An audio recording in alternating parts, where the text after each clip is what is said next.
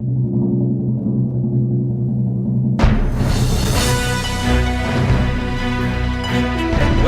to ever increasing.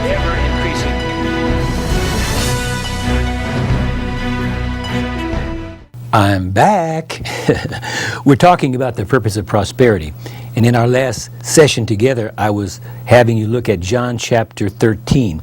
So I want to go back there again because I think it's so very important and so vital to understand this principle.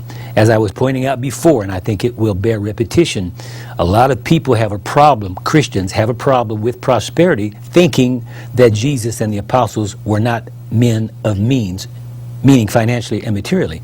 But that's really not true. That's a tradition that's not biblical. And I was giving you an example from the scripture that lends itself to the idea that Jesus and the apostles must have had substance, material substance. So in John chapter 16, we're going to look again at verses, well, let's see. I'm trying to remember exactly where we left off last time. Well, this is the Last Supper. And the disciples were having a meal with Jesus. And in the 26th verse of the 13th chapter of John, it says this: Jesus answered, "It is he to whom I shall give a piece of bread when I have dipped it." He had just said that someone was going to betray him. They asked who. He said, "It is he to whom I shall give a piece of bread when I have dipped it." And having dipped the bread, he gave it to Judas Iscariot, the son of Simon. Now, after the piece of bread, Satan entered him. Then Jesus said to him, "What you do, do quickly."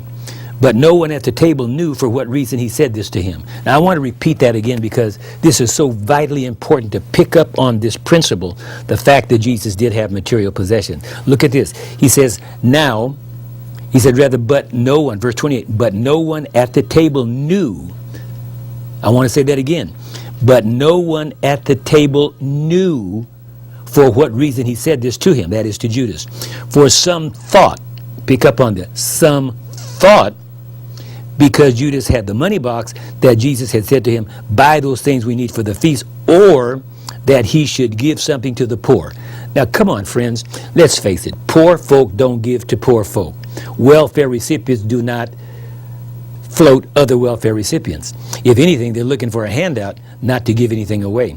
Why would the disciples come up with the thought that Jesus had said to Judas, "Go give something to the poor," unless this was his MO, meaning his modus operandi? And apparently he had done this so often that it was a natural assumption in their minds, oh, he probably told him to go give something to the poor, because apparently he did that on an ongoing basis. So that tells me then that he must have had substance and means, because as I said before, poor people don't give to poor people.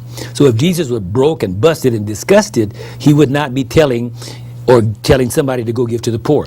So I think that's a very good proof to let us know that Jesus was not financially or materially poor. So it looks to me like my time is gone.